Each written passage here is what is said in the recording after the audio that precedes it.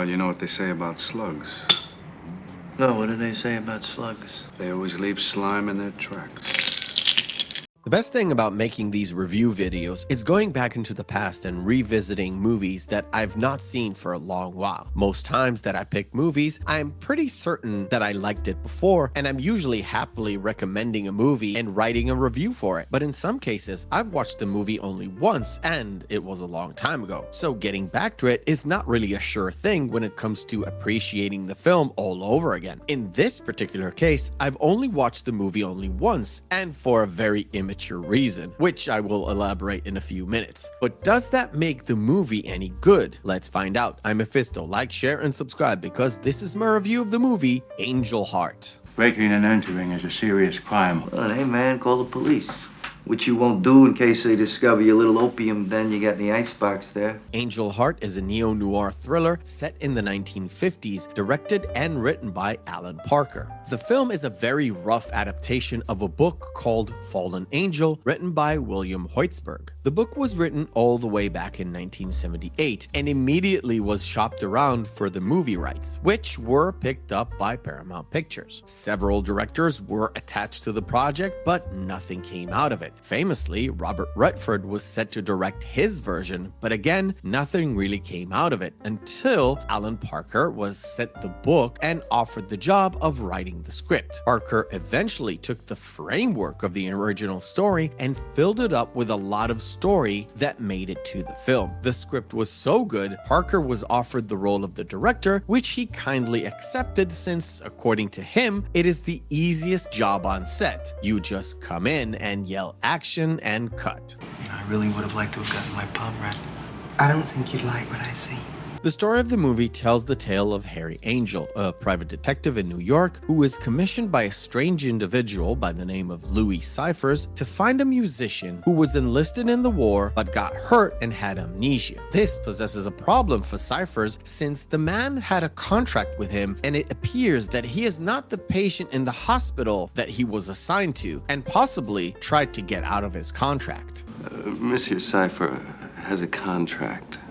Certain collateral was involved to be forfeited in the event of his death. Harry takes on the case and begins investigating. He reaches the hospital and finds out that the man named Johnny Liebling was discharged a long time ago by his physician. Being the smart, unscrupulous investigator, Harry finds the doctor and forces him to give him a lead, which leads up to Harry finding the good doctor dead. I want you to tell me about Johnny Liebling. What did he look like? I don't know. I have no idea what he looked like. His face was damaged. Spooked by this turn of events, he tells Cyphers that he wants nothing to do with the matter, until Cyphers offers him a substantial large amounts of money to keep him going, and all this to find out the whereabouts of Johnny. Hey, look, I took on a $125 a day missing persons job with you, all right? Now I'm a murder suspect. That's it, I'm out. Now on a mission, the road leads him all the way down to New Orleans and an entanglement with a voodoo priestess, a fortune teller, and a jazz musician in order to crack open this case. Just Johnny's favorite and the debt that's owed to me, Mr. Angel. I have old-fashioned ideas about honor.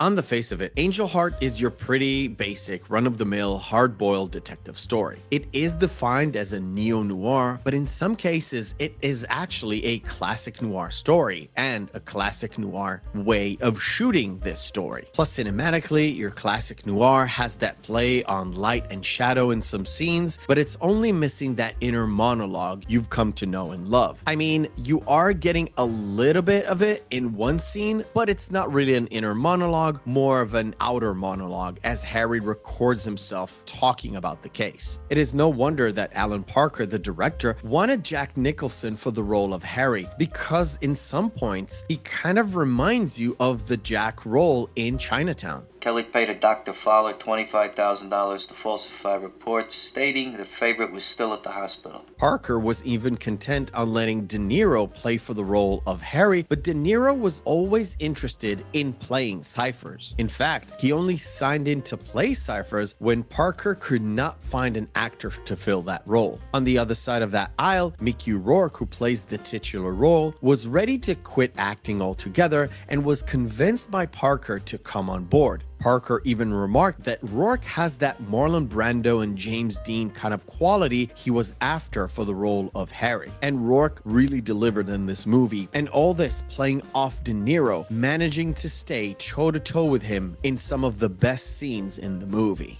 Hey, I don't give a if this is a church, okay? Churches give me the creeps. I don't like churches. Are you an atheist? Yes, I am. I'm from Brooklyn.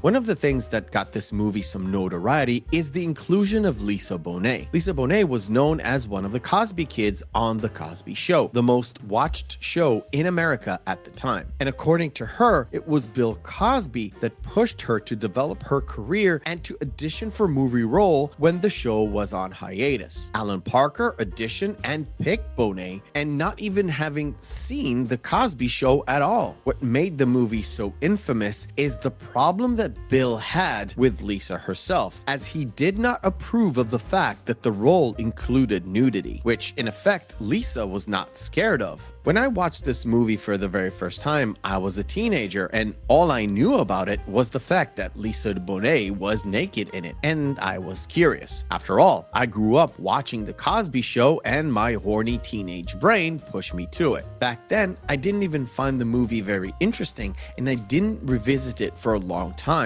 We recently broke it down on our live show. I was so pleasantly surprised by the story and the character development that happens within the movie. It was as if I found it for the very first time, and that is always a great feeling. I kind of knew all the plot twists that are happening within the story as the puzzle pieces are starting to fit together, but I allowed myself to enjoy the actors' performances. De Niro especially, despite the fact that you can actually say that it's more of a cameo role than a supporting role, but every time he's on screen, he shares the room with Rourke, and both of them together was magnificent to watch. De Niro always calm and jovial, and Rourke always annoyed and stressed out. And through these interactions, we get to unveil more and more of the deeper meaning behind this contract that Johnny has signed and the promises that he made. Oh, yeah, I know. You gotta kill a chicken and make the soup. Look, we don't go around murdering people, all right, Mr. Angel?